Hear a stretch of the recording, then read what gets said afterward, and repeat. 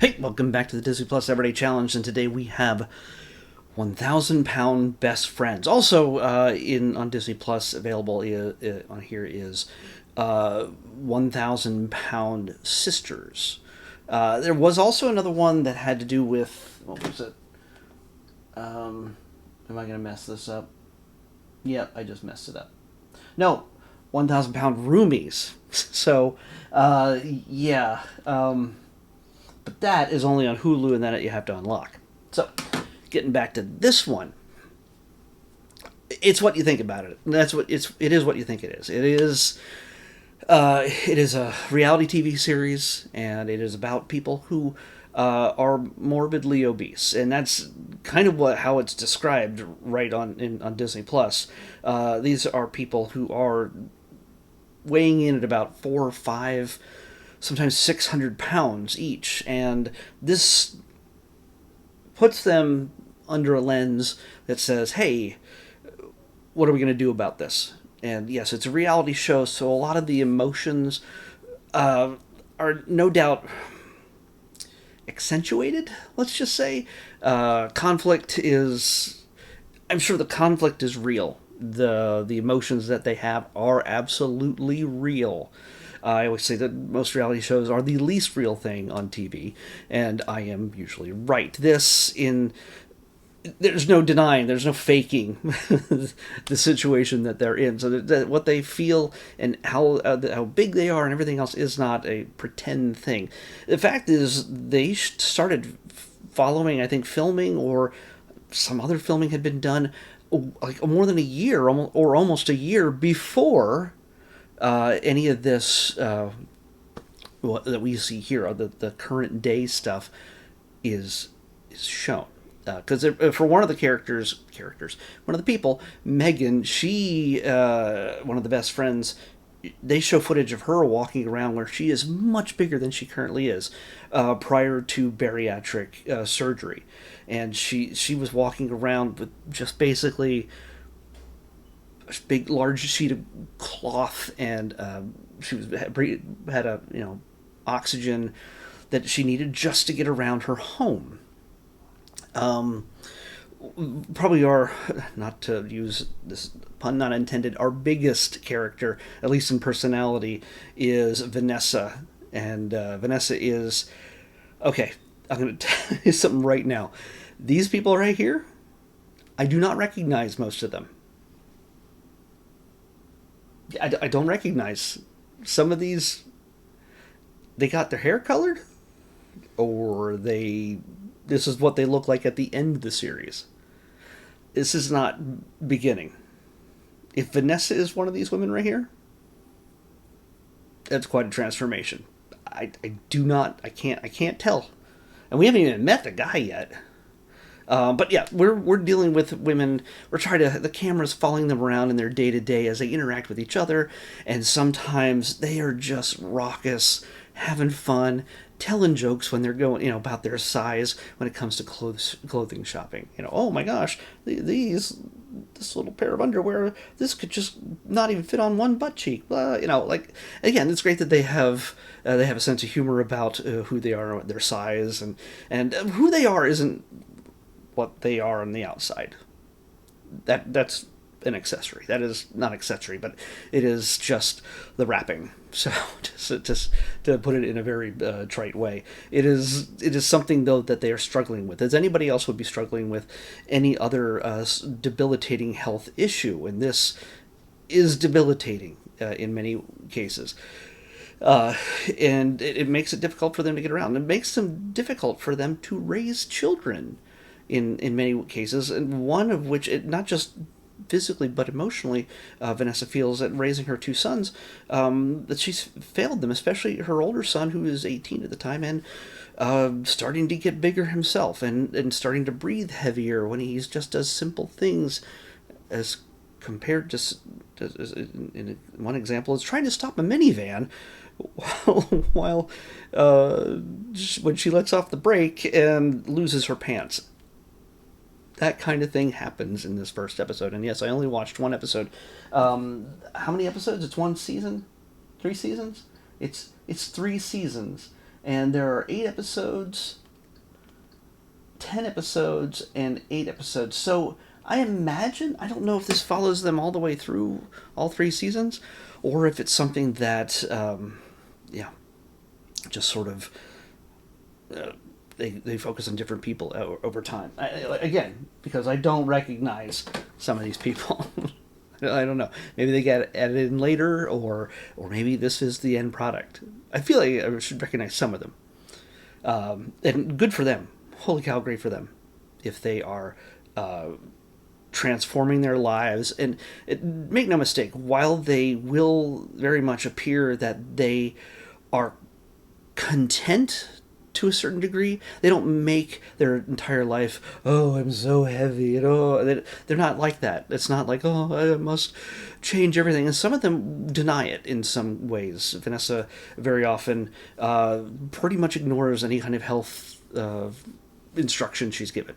She admits in these little kind of asides that they do every so often is that food is a comfort. It's a lover to her, in a sense, that it can't cheat on her. It can't harm her. Well, it does. Let's just say that any doctor that shows up in this thing is always saying, hey, by the way, you could be dead soon if you don't do better, if you do not eat healthier, if you do not exercise, if you do not do something. And you realize that some people, this is genetic. That people are prone to be heavier, and that is the way it is. But there's a lot of people who also just let it happen in some ways, or they don't realize it's happening until it becomes a problem. When they realize they can't breathe, when they realize they can't move, when they realize that maybe they weren't as attractive for a mate that they once were. Some people like bigger girls, absolutely, but it's still, it's a struggle that each of them are going through, and that's what this. It's a TLC series. Why is this a TLC series? Why is this on Disney Plus? I mean, really, okay, maybe it should be on Hulu, but anyway, doesn't matter. Either way, this is not a show that's meant to be, oh, let's mock these people. If anything, they mock themselves more than anything else. It is sometimes difficult to watch when you see somebody living a self-destructive life. And by the way, they made a point in making this is to not have some skinny white dude standing off to the side and making proclamations about how they should eat, except for the doctor. But he's qualified. So each of these women are reflecting upon each other, giving support, giving advice, talking about their experience, and trying to make things better for the people that they care about. And I understand now, kind of, for me, finally, after watching so many reality TV shows on this series that I've done, is why as to why I hate reality TV shows. Mainly because, yes, they're fake, and they create contrived conflicts. And I hate reality shows where the conflict is the point, and it sets people against each other in an effort to create entertainment. This is a different kind of reality TV show than, say, the Kardashians. You would never see the Kardashians in season 27 or whatever it is, where they're all just overweight. Some of them, yes, have large butts, but still, they're all overweight, and they're all just talking about, oh, I got to get this done. Well, first of all, they could all have the money to keep their large parts large and their small parts small. These are people who are not extraordinarily wealthy. Therein also lies a little bit of difference. People have availability for treatments. Vanessa and Megan and Tina and Ashley and Scott. Each of them aren't necessarily Kardashian level wealth, and they're not exactly have the ability to just go out there and go, oh, let me zip this and tuck that and cut this and whatever. They don't have the ability to do that. Vanessa makes a very big point in the sense that she grew up in poverty. She lived in a car with her mom, and for a time, I think, it's either that or she lived in a car with her sons. It's not an easy life. when you don't have the money, say, to just sort of erase the problems, the physical problems in your life. So this is meant to be something that it doesn't set the people against each other, even though there is conflict.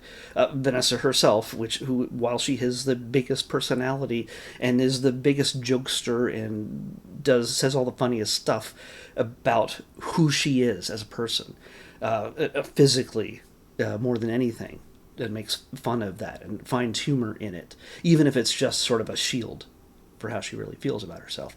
She also gets very angry at Megan, and just, yeah, she has a major meltdown not even halfway through the episode when Megan tries to get her out to do some exercise, and it's over the trivial thing, but yeah. And so that's one of those things I almost think is exaggerated. None of these people are actors, but it is weird though that the show has created. I'm looking at IMDb and I see each of their headshots. Even the doctor, like, the show has created their headshots for them. Like, I mean, I don't imagine they're going to show up on an episode of NCIS or something, but still, it's, you know, it's just funny because it's color coordinated with this right here.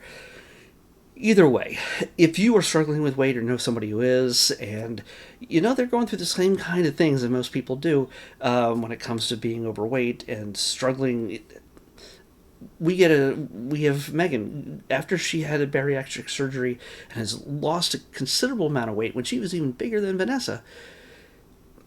She has to go to the doctor a year later after that surgery and see if she is gonna, you know, total in at higher than what she was weighing or lower. And it's a big, scary, nervous moment for her. And of course the doctor's always there like, you're going to die if you don't get this under control. Well, maybe not next week. I think he said 6 months at one point. I'm like, I've known people who are bigger than some of these ladies, and they have lasted a whole lot longer than whatever arbitrary date that he's given them there. But everybody's different. Everybody is different. Your health is important, says the guy who's... I'm not skinny by any means. I am not healthy by any means. And I should have no say in distilling advice to these women. That's what makes this show important, is that we're dealing with the people who are dealing with it with each other, together, supporting each other, and sometimes in blunt ways, but hopefully will make each of their lives better.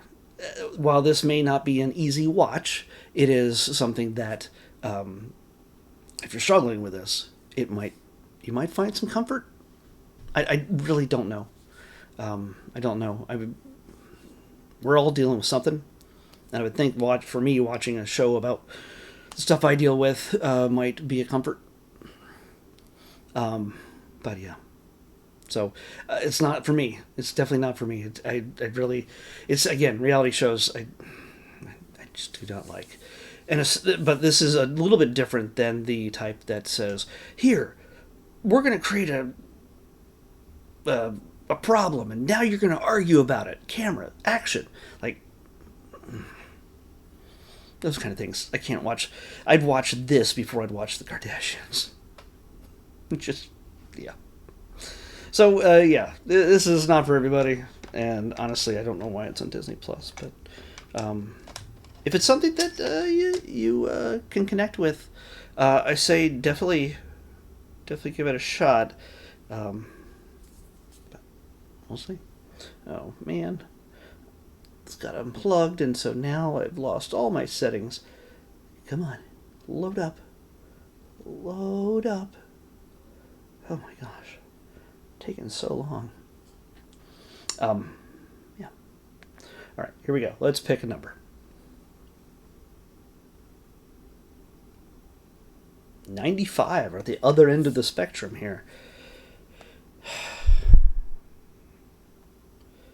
95. It is the second to last one in our remaining list. Honestly, we're a little over 30 things remaining in in this quarter. We have less than a week to go, just a few days until the end of the month. But yeah, we're going to be adding on a bunch more starting in April. So when I reset the list, as I do every quarter, and I thought this was going to be our last quarter, nope. Next quarter is probably going to be our last full quarter. So we'll see. This one is a very different docu-series. This is, well, I'll just show it to you. Top Guns, The Next Generation. This, I believe, has to do with flying jets and planes and stuff. I don't know. But it's a series, and so I imagine we'll see a bunch of things flying around, according to at least the images I've seen in preparation for all this stuff. Whew.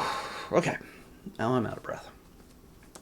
Top Guns: The Next Generation is what we're watching next on the Disney Plus Everyday Challenge. I'll see you back here tomorrow with that. Bye.